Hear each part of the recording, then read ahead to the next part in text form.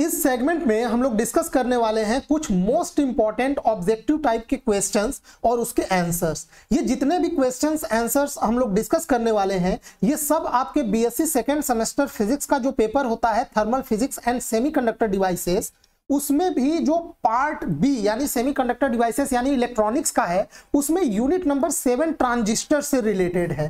ठीक है, उसी के हम लोग क्वेश्चंस डिस्कस करने वाले हैं। यहाँ पे आप देख सकते हैं ये आपका पेपर होता है thermal physics and semiconductor devices. ये 4 यूनिट थर्मल फिजिक्स का होता है जिसके ऑब्जेक्टिव टाइप के मतलब चारों यूनिट के ऑब्जेक्टिव टाइप के क्वेश्चंस हम लोग ऑलरेडी डिस्कस कर चुके हैं। वो हमारे चैनल पे चले जाइए आप लोग, प्लेलिस्ट में वहां पे आपको मिल जाएगा। BSc second semester physics important MCQ करके एक प्लेलिस्ट है, वहां पे ये सारे यूनिट के आपको क्वेश्चंस और आंसर्स के डिस्कशन मिल जाएंगे। ठीक है, इसके अलावा यूनिट 5, 6 और 8 का भी हम लोग डिस्कशन कर चुके हैं। आज हम लोग मेनली जो ये है ये यूनिट नंबर 7 ट्रांजिस्टर से रिलेटेड सारे क्वेश्चंस हम लोग डिस्कस करने वाले हैं। पर एक चीज और कि ये जो है ये इस सेगमेंट का पार्ट 3 है। इससे पहले जो है ट्रांजिस्टर यानी यूनिट 7 के ट्रांजिस्टर वाले पार्ट का हम लोग 2 पार्ट डिस्कस कर चुके हैं।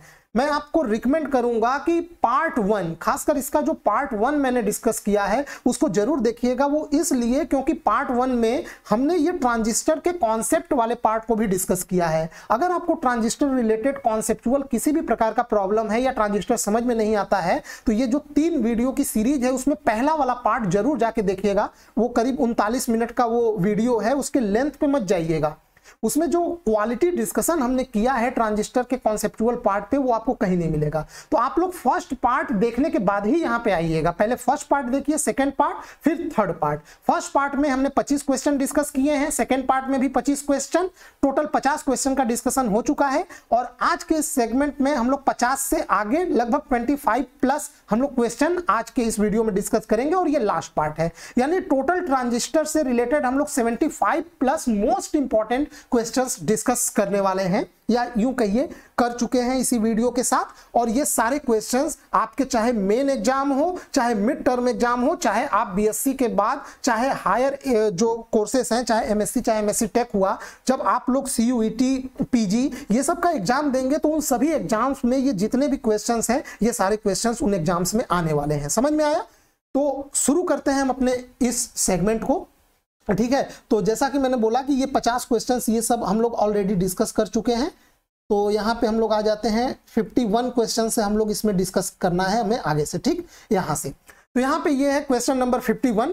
क्वेश्चन है in transistor the number of PN junctions are. देखिए कोई भी ट्रांजिस्टर ले लीजिए, चाहे पीएनपी चाहे एनपीएन। जैसे मैं यहाँ पे मान लीजिए एनपीएन ले लेता हूँ तो ये है एनपीएन, ये हो गया इमिटर, ये हो गया बेस, ये हो गया कलेक्टर। तो ये पहला जंक्शन है जिसको इमिटर बेस जंक्शन बोलते हैं। तो ये एनपी यानी ये एक पहला पीएन जंक्शन हुआ, और ये दूसरा जंक्शन है जिसको हम लोग कलेक्टर बेस जंक्शन बोलते हैं। तो ये एक दूसरा एनपी या पीएन जंक्शन हो गया। तो ट्रांजिस्टर में कितने पीएन जंक्शन होते हैं? 2 पीएन जंक्शन होते हैं, या कह लीजिए 2 जंक्शन होते हैं। हमेशा ये इमिटर वाला जंक्शन जो है ये इसको फॉरवर्ड बायस में जोड़ा जाता है, और ये जो कलेक्टर वाला जंक्शन है उसको रिवर्स बायस में जोड़ा जाता है। कैसे जोड़ा जाता है इसके लिए आप लोग जरूर से फर्स्ट वाला पार्ट देखिए, वहां पे मैं पूरा सर्किट बना के काफी अच्छे से एक्सप्लेन किया हूं। ये जो पार्ट आप देख रहे हैं ये पार्ट ये फर्स्ट पार्ट का ही है। इसको फर्स्ट पार्ट में ही आपको बना के पूरा एकदम स्टेप बाय स्टेप समझाया गया है कि कैसे करंट के फ्लो का डायरेक्शन होता है, कैसे बैटरी जोड़ा जाता है,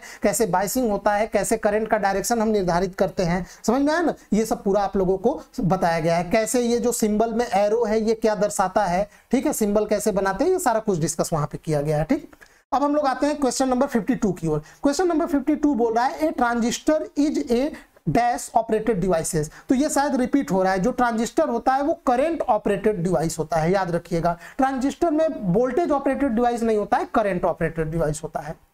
नेक्स्ट क्वेश्चन नंबर 53, इसमें बोला जा रहा है the number of junctions in A transistor. तो अभी तो मैंने आपको बताया कि ट्रांजिस्टर में कितने जंक्शन होते हैं? 2 जंक्शन होते हैं। ठीक है, तो 53 का यहाँ पे ए पार्ट सही आंसर है। वैसे ये क्वेश्चन जो है ये रिपीट हो रहा है, ये फर्स्ट वाले पार्ट में भी ऊपर ये क्वेश्चन आया हुआ था। ठीक, तो आप लोग समझ पा रहे होंगे कैसे ट्रांजिस्टर में 2 जंक्शन होते हैं। ठीक, क्वेश्चन है 54 the knee voltage for silicon transistor. तो सिलिकॉन का नी वोल्टेज 0.7 वोल्ट के आसपास होता है। ठीक है, तो सी। अगर यहीं पे जर्मेनियम पूछता तो आप लोग इसका आंसर ए लगाते हैं। 0.3 वोल्ट होता है जर्मेनियम के लिए नी वोल्टेज। काफी इंपॉर्टेंट क्वेश्चन है ये, बहुत बार कॉम्पिटिटिव एग्जाम्स और खुद बीएससी के मिड टर्म या मेन एग्जाम्स में कई बार पूछा जा चुका है। नेक्स्ट है क्वेश्चन नंबर यहाँ पे 55, the relation between parameter alpha and beta, most important question. Alpha और बीटा के बीच में क्या रिलेशन होता है? तो इसमें आप देख पा रहे हैं ये तो गलत ही है, ये भी गलत है, और 1 माइनस बीटा ये अगर ये गलत है। क्यों गलत है? क्योंकि देखिए अगर आप दिमाग भी लगाएंगे तो आप जानते हैं अल्फा की वैल्यू 1 से कम होती है।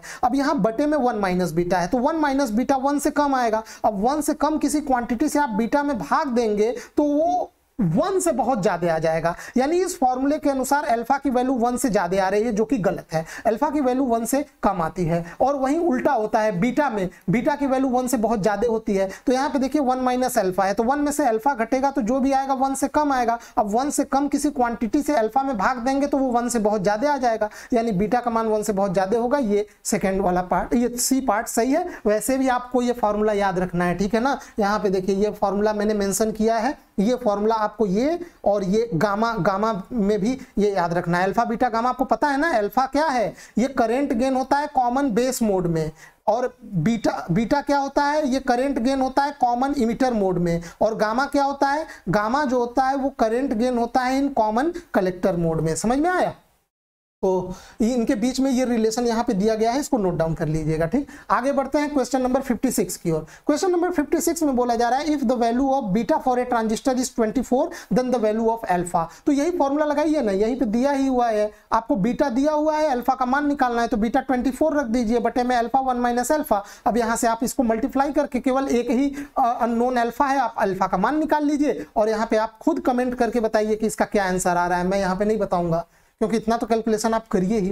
नेक्स्ट है question number 57, the phase reversal is possible. मैं चिल्ला चिल्ला के बोल चुका हूं कि कॉमन इमिटर ट्रांजिस्टर एम्पलीफायर जो होता है उसी में फेज रिवर्सल होता है, ठीक है। तो कॉमन इमिटर मोड में फेज रिवर्सल होता है, और कितने का फेज रिवर्सल होता है ये भी बताइए। अच्छा, फेज के साथ तो रिवर्सल जुड़ा ही है, यानी फेज जब रिवर्स हो जाए तो कितने का फेज डिफरेंस क्रिएट हो जाएगा, तब जाके फेज रिवर्सल होगा 180 डिग्री का। समझ में आया? यानी कॉमन इमिटर मोड में इनपुट और आउटपुट सिग्नल में कितने का फेज डिफरेंस क्रिएट हो जाता है? 180 डिग्री का। और 180 डिग्री का फेज अगर क्रिएट हो गया तो यानी फेज क्या हो गया? रिवर्स हो गया, ठीक है। यानी अगर इनपुट सिग्नल इस का है साइनसॉइडल है तो आपको आउटपुट सिग्नल साइनसॉइडल ही मिलेगा, बट 180 फेज डिफरेंस के साथ यहाँ पे रिवर्स में मिलेगा, ठीक है। नेक्स्ट हम लोग यहाँ 57 का बी पार्ट आप लोग टिक कर लीजिएगा। आगे बढ़ते हैं क्वेश्चन नंबर 58 की ओर।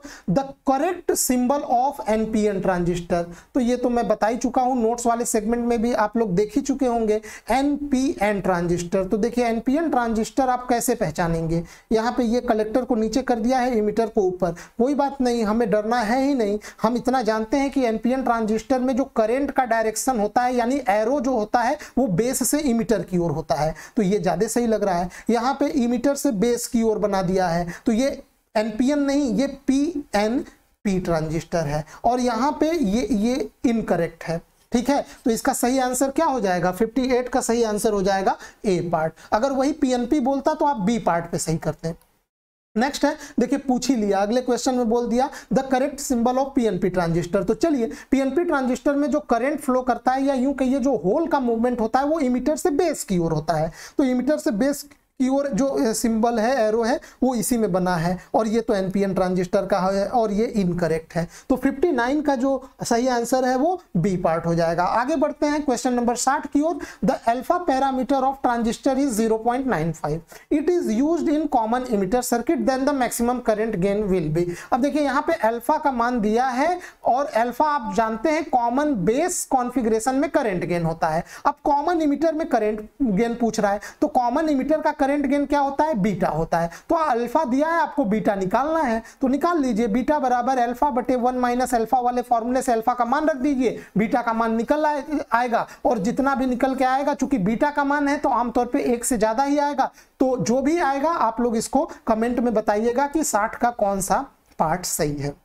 Next question number 61, the voltage and current gain of amplifier are respectively. ये सब क्वेश्चंस कहीं ना कहीं रिपीट हो रहे हैं, मैं देख रहा हूं फर्स्ट पार्ट में भी ये सारे क्वेश्चंस थे। अब यहाँ पे वोल्टेज गेन और the voltage and current gain इतना दिया गया है, आपको पावर गेन निकालना है। तो पावर गेन जो होता है वो होता है voltage gain into current gain. तो वोल्टेज गेन है 2, करंट गेन है 1.5, यानी पावर गेन कितना आ जाएगा 3 आ जाएगा। तो इसका बी पार्ट सही आंसर हो जाएगा। 61 का क्या हो जाएगा बी पार्ट। आगे बढ़ते हैं, transistor biasing is done to keep, यानी ट्रांजिस्टर बायसिंग किस लिए किया जाता है? तो भाई ट्रांजिस्टर बायसिंग इसलिए किया जाता है कि उसमें proper zero signal collector current मिल सके। और जीरो सिग्नल कलेक्टर करंट मतलब डीसी वाला करंट हुआ, समझ में आया ना।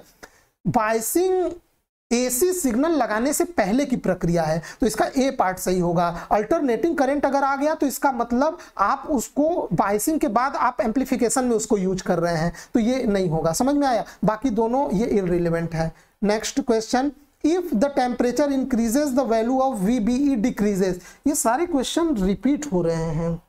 63 का सी पार्ट, ठीक है, ये ऑलरेडी सेकंड या फर्स्ट पार्ट में आ चुका है ये सब, ठीक। तो जल्दी जल्दी करते हैं, जो रिपीट हो रहा है उसको हम लोग जल्दी जल्दी करते हैं, ठीक। ये सब मैं समझाया हूं, ये यहां से नहीं रिपीट हो रहा है, ठीक है। ये the Q point in a voltage amplifier is selected in the middle of active region because, ठीक है। ये ऊपर के 2-3 क्वेश्चन रिपीट हो गए थे, बट ये रिपीट नहीं हो रहा है, ये फ्रेश क्वेश्चन है। चलिए 64 पे आइए। द क्यू पॉइंट यानी operating point in a voltage amplifier is selected in the middle of active region because it gives better stability. ठीक है, सही तो लग रहा है अभी तक। The circuit needs small DC voltage, भाई DC voltage needs small DC voltage, ये कोई मतलब नहीं हुआ इसका। The biasing circuit needs less number of resistance, इसका भी कोई मतलब नहीं हुआ। इट गिव्स डिस्टॉर्शन आउटपुट, अब अगर वो डिस्टॉर्शन ही देगा तो फिर क्या मतलब हुआ आउटपुट का। तो इस हिसाब से तो मुझे तो इसका सही आंसर लग रहा है इन the middle of active reason. एक मिनट जरा सा रुकिए। The Q point in a voltage amplifier is selected in the middle of active reason, ऐसा इसलिए क्योंकि इसका स्टेबिलिटी बेटर होता है। जी हाँ, इसका सही आंसर जो होगा वो 64 का ए पार्ट होगा। समझ में आया? इसमें इसमें जो आंसर दिया है वो डी पार्ट दिया है, जो कि मेरे ख्याल से गलत है। It gives distortion output, distortion output गलत है। पहला पार्ट ही सही होगा मेरे हिसाब से। वो आप लोग को बाइसिंग में भी मैंने बताया है, वो स्टेबिलिटी अच्छी करने के लिए ही जो है क्यू पॉइंट को मिडिल में रखा जाता है एक्टिव रीजन के। नेक्स्ट है question number 65, the value of stability factor for base register bias. तो बेस रजिस्टर बायस के लिए जो स्टेबिलिटी फैक्टर आता है वो कितना आता है? वो β+1 आता है, ठीक है। 65 का जो सही आंसर है वो β+1 टाइम्स RC, ठीक है। वैसे सही आंसर इसका बी ही होगा, बट आरसी को एडजस्ट करने पे β+1 भी आता है, ठीक है ना। कुछ जगहों पे आप ये भी पाएंगे, बेस रजिस्टर मेथड में स्टेबिलिटी फैक्टर β+1 के आसपास आता है। बट अगर आप उसकी थ्योरी वाले पार्ट को देखेंगे तो β+1 टाइम्स RC आता है। वो RC को एडजस्ट करने पे हम लोग ये लगभग इतना में लेते हैं, ठीक। तो ये दोनों एक तरह से सही है। ये β+1 अप्रोक्सीमेशन जब हम लोग लेते हैं तब इतना आता है, बाकी थ्योरी इतना सजेस्ट करता है। तो आप लोग 65 का यहाँ पे सी पार्ट ही लगाइएगा, 65 का सी पार्ट लगाइएगा, ठीक है। 65 का आप लोग सी पार्ट लगाएंगे, ठीक है। 64 का हमने लगाया था, 64 का हम लोग ए पार्ट, ठीक। डी पार्ट नहीं, डी पार्ट गलत होगा। डी पार्ट इसमें आंसर दिया है, बाद में मैं आंसर आपको प्रोवाइड करूंगा, पर यहाँ पे आप ये सी पार्ट ही होगा, ठीक। ये बीच में कहीं पे आता है, ये एडजस्ट हो जाता है बाद में। आप लोग कंफ्यूज मत होइए, बेस रजिस्टर बायस में स्टेबिलिटी फैक्टर β+1 होता है, यही होता है। ये आप लोग जाने दीजिए, दिमाग में मत बैठाइए, गलत कॉन्सेप्ट मत बिल्ड करिए, यही होगा स्टेबिलिटी फैक्टर। सी पार्ट इसका सही आंसर होगा। 66, the base register method is generally used. जो बेस रजिस्टर मेथड है वो जनरली यूज किया जाता है, कहां पे यूज किया जाता है, ठीक है। तो एक बात याद रखिएगा, जो बेस रजिस्टर मेथड है उसका यूज एम्पलीफिकेशन में तो नहीं किया जाता है। एम्पलीफिकेशन में हम लोग पोटेंशियल डिवाइडर बायसिंग का यूज करते हैं। जो बेस रजिस्टर मेथड है इसका स्विचिंग सर्किट में यूज किया जाता है। बहुत अच्छा क्वेश्चन है, इंपॉर्टेंट क्वेश्चन है। बेस रजिस्टर मेथड जो बायसिंग है उसका प्रयोग हम लोग स्विचिंग सर्किट में करते हैं, तो 66 का यहाँ पे बी पार्ट सही हो जाएगा। एम्पलीफायर सर्किट में किसका प्रयोग करेंगे हम लोग? पोटेंशियल डिवाइडर या वोल्टेज डिवाइडर बायसिंग का, समझ में आया? हाँ, और रेक्टिफायर सर्किट वो तो एक अलग चीज है। रेक्टिफायर सर्किट में हम लोग पीएन जंक्शन डायोड का प्रयोग करते हैं, ठीक। नेक्स्ट है क्वेश्चन नंबर 67। क्वेश्चन नंबर 67 में बोला जा रहा है the number of doped region in transistor are, माने ट्रांजिस्टर में कौन डोप्ड रीजन, कितने डोप्ड रीजन होते हैं? तो भाई जो ट्रांजिस्टर होता है ना, जो इसका 3 रीजन होता है, एक इमिटर होता है, दूसरा बेस और ये कलेक्टर, तो ये तीनों रीजन में डोपिंग की जाती है, ठीक है। इमिटर रीजन जो होता है इसमें डोपिंग सबसे ज्यादा की जाती है, ध्यान से सुनिएगा, इमिटर रीजन में डोपिंग सबसे ज्यादा की जाती है। फिर कलेक्टर रीजन में जो है वो मॉडरेट डोपिंग की जाती है, मॉडरेट मतलब मॉडरेट यानी कम चलाओ। बेस रीजन में सबसे कम डोपिंग की जाती है, समझ में आया? बेस रीजन में सबसे कम डोपिंग की जाती है।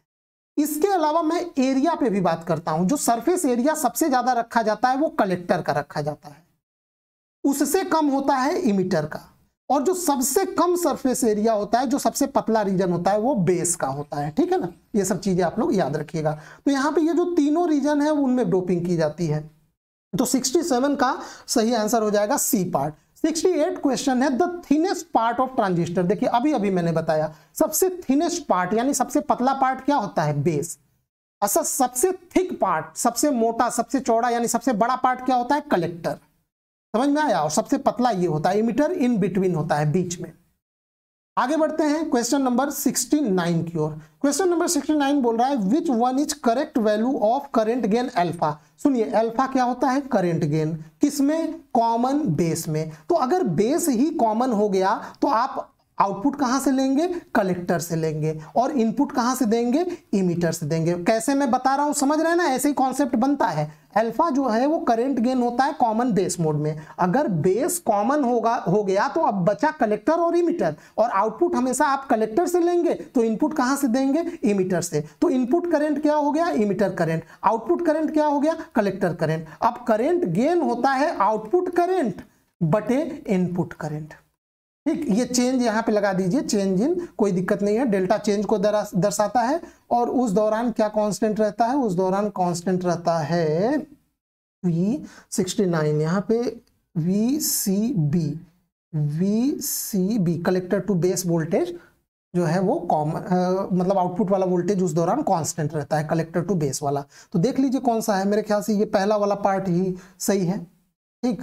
IE बटे ये गलत है, IC बटे IB ये भी गलत है, और IC बटे IE, लेकिन ये VB इनपुट वोल्टेज को कांस्टेंट कर दिया है, ये भी गलत है, ठीक। ए ही पार्ट सही होगा, ठीक।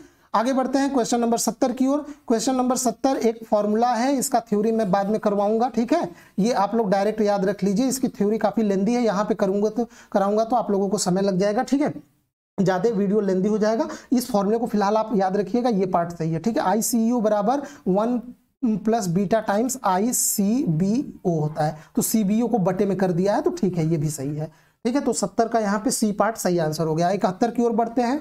Advantage of transistor over vacuum tube. आपको बताए थे शायद सेकेंड या फर्स्ट वाले पार्ट में मैंने बताया था कि ट्रांजिस्टर जो है ना वो वैक्यूम ट्यूब ट्रायोड वॉल्व की जगह यूज होता है। 1964 यानी 60 के दशक से पहले इलेक्ट्रॉनिक डिवाइस जैसे कंप्यूटर बनाने में ट्रांजिस्टर ट्रायोड वॉल्व का यूज किया जाता था, लेकिन अब ट्रायोड वॉल्व की जगह ट्रांजिस्टर यूज करते हैं। एक्शन में ट्रायोड वॉल्व और ट्रांजिस्टर जो है उनका एक्शन सेम ही है एम्पलीफिकेशन का, बट ट्रायोड वॉल्व की इफिशियंसी बहुत खराब होती है, और वैक्यूम ट्यूब बहुत साइज में बड़ा होता है और जल्दी खराब हो जाता है, ठीक। और बहुत सारे एडवांटेज हैं, देखते हैं इसमें क्या क्या दिया है। इट्स साइज स्मॉल, तो जैसा कि मैंने बोला ट्रांजिस्टर का साइज वैक्यूम ट्यूब से बहुत छोटा होता है, तो ये भी सही है।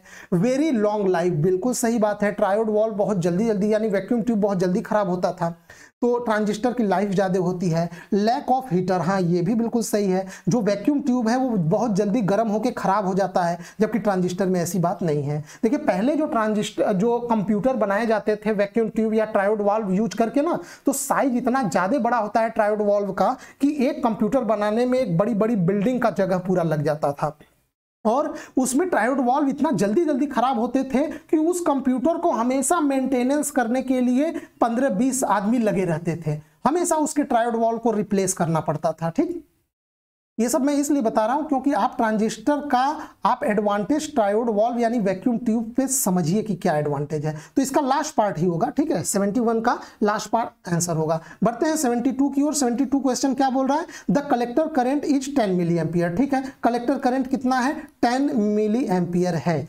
If the current gain beta, if the beta is 100 then base current is, तो बेस करंट पूछ रहा है। तो बीटा जो है वो क्या होता है? बीटा जो होता है वो करंट गेन होता है। किस में होता है? कॉमन इमिटर मोड में। तो अगर इमिटर कॉमन है तो बचा कलेक्टर और बेस, तो आप कलेक्टर से हमेशा आउटपुट लेंगे और बेस से आप इनपुट देंगे। तो इनपुट करंट हो गया बेस करंट और आउटपुट करंट हो गया कलेक्टर करंट। तो बीटा बराबर जो करंट गेन होता है, beta is equal to output current मतलब आईसी बटे क्या बन गया? आईबी बन गया। फॉर्मूला बन गया। अब देखिए बीटा बराबर कितना दिया है? 100, आईसी बराबर कितना दिया है? 10 मिली एम्पियर में है और आपको आईबी निकालना है। तो आईबी बराबर कितना आ जाएगा? आईबी बराबर आ जाएगा यहां से, यहाँ पे ध्यान रहे ये मिली एम्पियर में है तो एम्पियर में रखेंगे तो 10 टू द पावर -3। अब IB आ गया तो ये आ जाएगा IB is equal to 10 to the power -2 बटे 100। तो ये आ जाएगा IB इज इक्वल टू आ जाएगा 10 टू द पावर -4 एम्पियर। ठीक है, -4 एम्पियर। अब इसको आप लोग देखिए इसका कौन सा आंसर सही है। तो इसमें 10 माइक्रो एम्पियर, अच्छा 10 माइक्रो एम्पियर को जरा सॉल्व करिए तो 10 - 6 एम्पियर, तो 10 टू द पावर -5 बनेगा। कहीं कुछ मिस्टेक हो रहा है क्या? 10 मिली एम्पियर है, 10 मिली एम्पियर तो 10 to the power -3 ampere and IC by IB, ये IC हो गया मिली एम्पियर में और ये बीटा दिया गया है तो IB इज इक्वल टू यहाँ पे ये 100 और अच्छा एक मिनट मिली एम्पियर में था -10 टू द पावर ये आ गया -4, तो 10 टू द पावर -4 आ गया तो IB को हम लोग क्या लिख सकते हैं? 10 टू द पावर -4 एम्पियर। तो ये पूरा आंसर माइक्रो एम्पियर में दिया है तो ठीक है, एम्पियर को आप माइक्रो एम्पियर में बदल दीजिए। तो 1 एम्पियर में कितने माइक्रो एम्पियर होते हैं?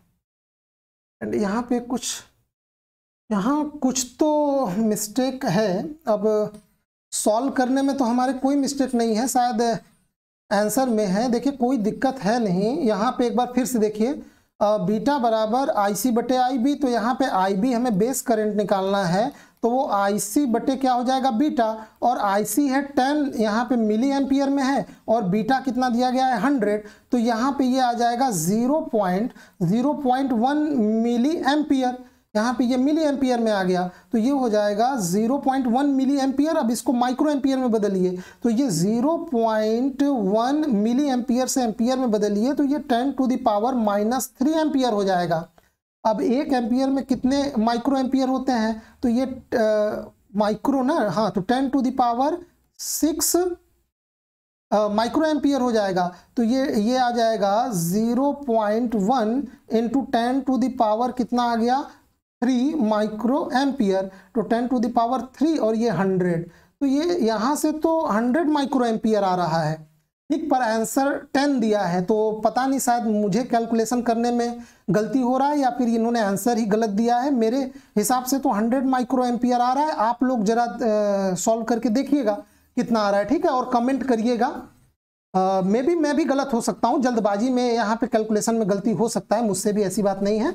बट इसको मैंने आपको टेक्निक बता दिया कैसे सॉल्व करना है। सॉल्व करके इसका सही आंसर आप लोग कमेंट बॉक्स में बताइएगा। आगे बढ़ते हैं क्वेश्चन नंबर 73 की ओर। Load line is a curve plotted between, देखिए जो लोड लाइन होता है वो आउटपुट वोल्टेज और आउटपुट करंट के बीच में प्लॉट किया जाता है। तो अगर आप कॉमन इमिटर मोड में, ज्यादातर कॉमन इमिटर मोड ही यूज किया जाता है एम्प्लीफिकेशन में, तो अगर आप कॉमन इमिटर मोड लेंगे तो आउटपुट कहां से लेंगे? कलेक्टर से, और इनपुट कहां से देंगे? बेस से। तो आउटपुट करंट क्या बन गया? वो बन गया IC और इनपुट करंट क्या बन गया? IB। आउटपुट वोल्टेज क्या बन गया? देखिए कॉमन इमिटर कॉमन है, इमिटर क्या है? कॉमन है।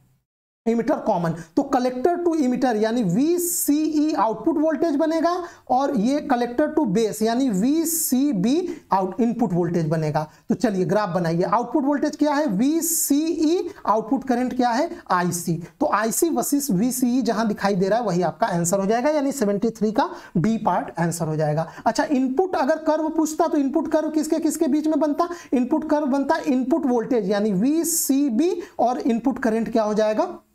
सॉरी VCB नहीं, सॉरी VEB, ये ना है इमिटर से बेस वाला इनपुट है और इमिटर टू कलेक्टर वाला आउटपुट है। सॉरी एक चीज यहाँ पे इनपुट वाले में VEB होगा। ठीक, तो यहाँ पे कर्व क्या बनेगा? इनपुट वोल्टेज यानी VEB और इनपुट करंट क्या हो जाएगा? IB। ये हो गया इनपुट वाला कैरेक्टरिस्टिक्स कर्व और ये आउटपुट वाला के लिए। ठीक है, तो यहाँ पे ये आप लोग देख लीजिए, इसका आंसर बी पार्ट हो जाएगा 73। हालांकि आंसर सही हम लोग निकाले हैं। 74 अब पे आते हैं। Operating point of a transistor is defined as. Operating point transistor का कैसे डिफाइन किया जाता है? तो इसका जो है ऑपरेटिंग पॉइंट डिफाइन किया जाता है, वो आउटपुट कैरेक्टरिस्टिक ग्राफ बनाइए। तो यहाँ पे हो जाएगा operating point of a transistor is defined as. तो आउटपुट वाला कर्व क्या होता है? आउटपुट वाला कर्व होता है VCE इमिटर कॉमन है VCE, और यहाँ पे जो आउटपुट करंट होगा IC, और एक जो ग्राफ समथिंग इस प्रकार से बनता है ऑपरेटिंग पॉइंट के लिए, तो उस समय यहाँ पे कांस्टेंट क्या होता है? IB कांस्टेंट होता है। ठीक, तो VBE वर्सेस एंड IB ये गलत है। VBE तो इनपुट वाले ग्राफ में चला जाएगा। VCE और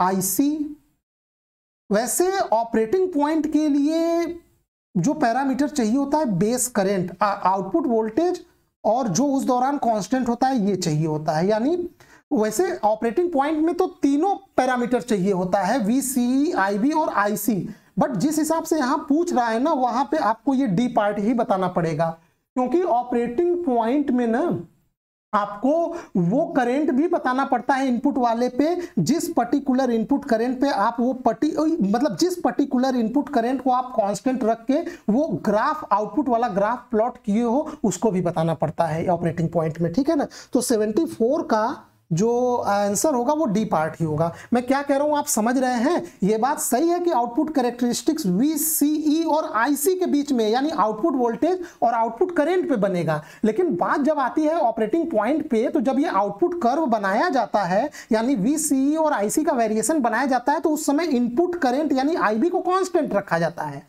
और ऑपरेटिंग पॉइंट निकालते समय इस IB का इंपॉर्टेंट रोल होता है। तो आउटपुट वोल्टेज और ये इनपुट करंट जो कांस्टेंट रखा गया था वो ऑपरेटिंग पॉइंट को निर्धारित करने में इंपॉर्टेंट रोल प्ले करता है। ठीक, आगे बढ़ते हैं क्वेश्चन नंबर 75 की ओर। यहाँ पे सिलिकॉन ट्रांजिस्टर का नी वोल्टेज, ठीक है, तो वो मैं बार बार चिल्ला के बोल रहा हूँ 0.7 वोल्ट। सिलिकॉन के लिए 0.7 वोल्ट और जर्मेनियम के लिए 0.3 वोल्ट के आसपास होता है।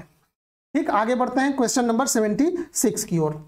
क्वेश्चन नंबर 76 में दिया है the knee voltage for germanium. Finally germanium के लिए पूछ ही लिया। ठीक है, तो वहां पे C यानी 0.3 वोल्ट के आसपास जर्मेनियम का नी वोल्टेज होता है। ठीक है, क्वेश्चन नंबर 77 है ए transistor will be in active region when. कोई भी ट्रांजिस्टर एक्टिव रीजन में होगा, कब होगा? चलिए चेक करते हैं। पहले एलिमिनेट करिए। जब IC बराबर IB होगा, नहीं, बिल्कुल गलत। जब IC बराबर IE होगा, नहीं, बिल्कुल गलत। अब इन दोनों को चेक करिए। चलिए चेक करते हैं। तो यहाँ पे जरा फॉर्मूला बनाइए। तो यहाँ पे बीटा, पहले वाले में बीटा का मान निकालेंगे तो क्या निकल के आएगा? IB बटे IC। क्या ये सही है? बीटा जो होता है वो करंट गेन होता है कॉमन इमिटर में। तो जब इमिटर कॉमन हो गया तो कलेक्टर पे आउटपुट लेंगे, तो आउटपुट करंट कलेक्टर करंट बटे इनपुट करंट IB। तो ये तो उल्टा हो गया, यानी ये वाला भी गलत है ये फॉर्मूला।